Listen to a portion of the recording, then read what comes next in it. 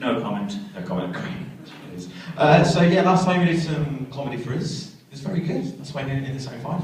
Thank you very much. Are you doing the same comedy tonight? Are you totally rewritten? Same sort of thing, yeah. Same sort of thing. Cool. Well, I'm really looking forward to this. Yeah, it's Act 5, ladies and gentlemen. This is Joe, and he's going to do some funny stuff for you.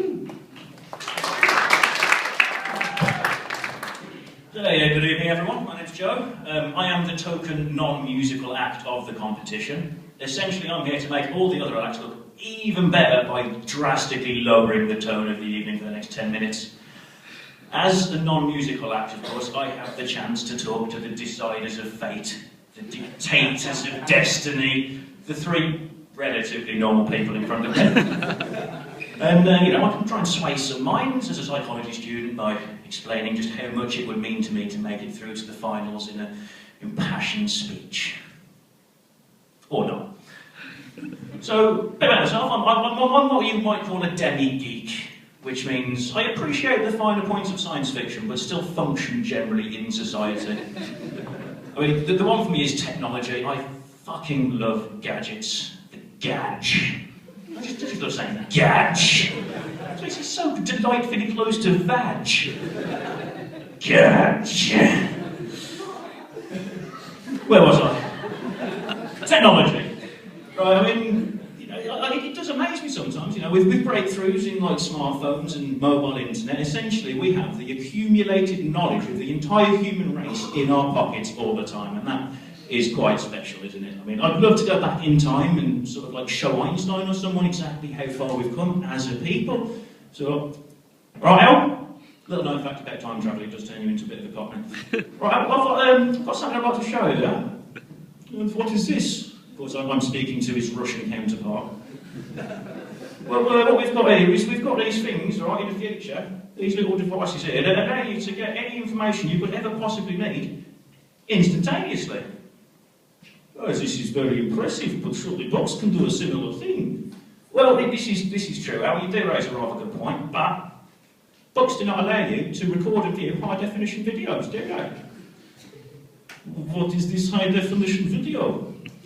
Well, yeah, have a look at this thing we've got, right? It's called YouTube. Have a look at this. This is quite impressive, but why in the future does everyone appear to be suffering from such violent seizures?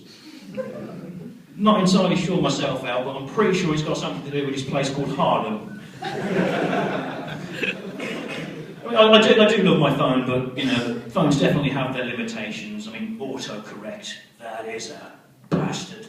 Autocorrect, if you know, is the difference between sending a text that reads, "Stop leaving the bloody lamp on, angry face," and receiving a text that reads, "Stop eating the bloody tampon, hungry face. How did he fucking know? I mean, for me though, autocorrect, it's not dirty enough. It keeps on assuming I mean duck instead of dick. And this is why I don't send sex messages or own a duck. I did try it once, sexting that is, not duck ownership. I looked into buying a duck once, but I couldn't afford the bill. I'm sorry, it had to be done. But I tried something in a dirty text, it didn't work out that well, so, "Oh babe, I'm going to make your putty so wet. I'm going to run my tongue all around your clot before I reach up and squeeze your nappies ever so gently. Yes, then I'm going to deep goat you until you're begging me to put your brick-hard duck inside of you. Then I'm going to flick you dodgy style and ride you like the whortleberry you are." Real thing, whortleberries. Vaccinium myrtleus. Fucking Google. Ride you like the whortleberry you are, and then pull out my duck and comet all over your arsenal. As you can imagine, that's not the sort of text that's going to leave many wet patches, and if it does, fucking run. Because the other problem with phones, they are quite fragile, they tend to break quite a lot. I mean, last year, I broke my phone, and I was going through my insurance stuff to see if it was covered, and I find out that my phone isn't covered if it's damaged due to war, rioting, or terrorism. Now, let's just try and put yourselves in the mind of a rioter, I mean, some of you will find this much easier than others. But you know, you're just sort of minding your own business, just stabbing a few fools, and your phone falls out onto the floor into a million pieces. Now, oh, you're gonna just pick your phone up, put it in your pocket, walk to the bus stop, sit on the bus for 20 minutes, and walk back home, get to your laptop, open it up, print off all the appropriate paperwork, fill it in, wait till the morning, go and speak to the troll behind the glass in the post office, fix my thing, wait for 10 to 14 working days, and eventually maybe get it back. Or loot yourself a new upgrade. I mean, terrorism. Correct me if I'm wrong, but I don't think terrorists are the sort of people that are particularly bothered with insurance. It's a very nice car you're buying there, sir. Would you care to protect it with 12 months insurance? Maybe. Tell me, is it covered if it's damaged due to high explosives or extreme acts of martyrdom? I'm going to call my manager. Gary! We've got a fucking other one. Well, the thing is, right, how many terrorists have had to call up the insurance people that they've had to put it in the small print? Hello? Hello, yes. I used my phone the other day as a remote detonator for my car bomb. Yeah. Yeah, well, no, the home button doesn't work anymore. I know what you're thinking, and yes, that was a Yorkshire Terrierist. You do what you do. But I mean, you know, there are some forms of technology that I miss out on.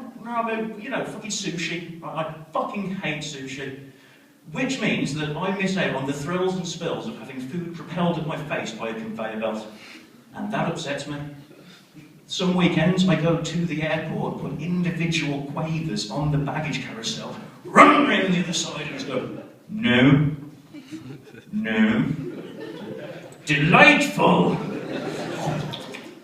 You know, I think this sort of tech should be put into other places, you know, KFC, Macca's, brothels and heart transplant surgery.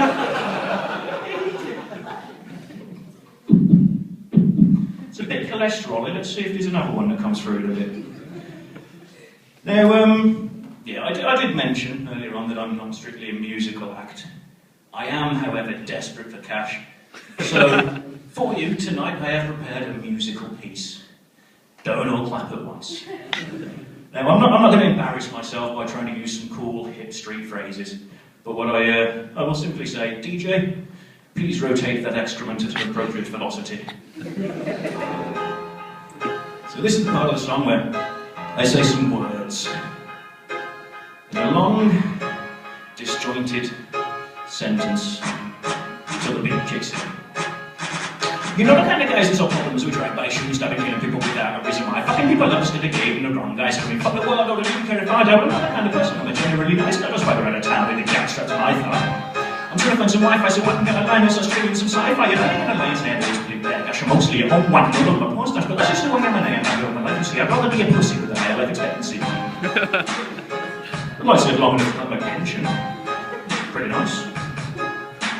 So no, I'm not a gangster to another geeky pale guy. I shit my fucking happy for a gangster to put it. If I see if you see me coming, you can first of all tell you why, because I am not a gangster to another geeky pale guy. Sun cream, motherfucker! There's no problem in any branch of my family tree. I've never found the bitch because I listen to his reality. I'm with a girl that's like, let's go, her name might be in. She likes me too, I'll ask if she won't piss her up me. And I order Scots and treat her to a nice factory and with a bit of luck, I might just get to kiss her on the cheek and pick up with my glasses right, treat her respectfully. You probably say sometimes you might be willing to have sex with me. I'll fuck the royal and let her gently get them over plus before I take it up gently. Take time for foreplay, give oral sex professionally, because making happen first is my highest priority. And I just fuck him and shock him. So, a gangster to another geeky pale guy, shit my fucking happy for a gangster to qualify. So if you see me coming, you can first of all tell you why, because I am not a gangster to another geeky pale guy. Xbox, motherfucker! I don't know it because the fucking pocket with a 50-colour George, which loses like a bridge bit in animal, and if I'm really mad, I'm running AK-47, 60 value 30 seconds, that'll blast you off the head, but it's the Call of Duty, too many 80s films, and Arnold Schwarzenegger movies, so I only handle those that are computer generated. If I'm doing violent things, then they are always pixelated. I don't pick a fight with anyone that is as big as people gladly beat the shit out of a bitch or a pig. If I'm gonna fight, then I'll keep sweating in the dick and run the fuck away from me like diarrhea, like in Quinch. So essentially what I'm saying is, it's just don't fucking hurt me. And that's me done for tonight. Thank you, amazing. Ladies and gentlemen, the excellent Joe. evening. Hello, Joe. How's that? You can take a breath now, are you okay? Barely conscious. Barely conscious. Good. Grace, you had a little pop at you there, didn't you? Too fixed by the, you know. Oh, right, okay. Yes, I don't want to say anything bad because I'm worried you'll take the piss out of me, which is very easy to do. But fantastic, and you've made, I think, our decisions very hard now. How many wines have you had? Paul, what do you think about comedians? I thought it was absolutely hilarious. But what about the audience? Did you enjoy it? And honestly, comedy is one of the hardest things you can expect anyone to do on stage. So I take my hat off to you. And honestly, that was a brilliant performance. Well done. Did you enter the competition last year, the year before? Year before last year. Year before, yeah, I think I saw you then. And you've definitely come along leaps and bounds since then. I mean that really well because that was absolutely brilliant. Like Paul said, it takes an awful lot of bottle to go over there and to tell jokes like he did. And that was brilliant. Like Rex said, it made our decision very, very difficult.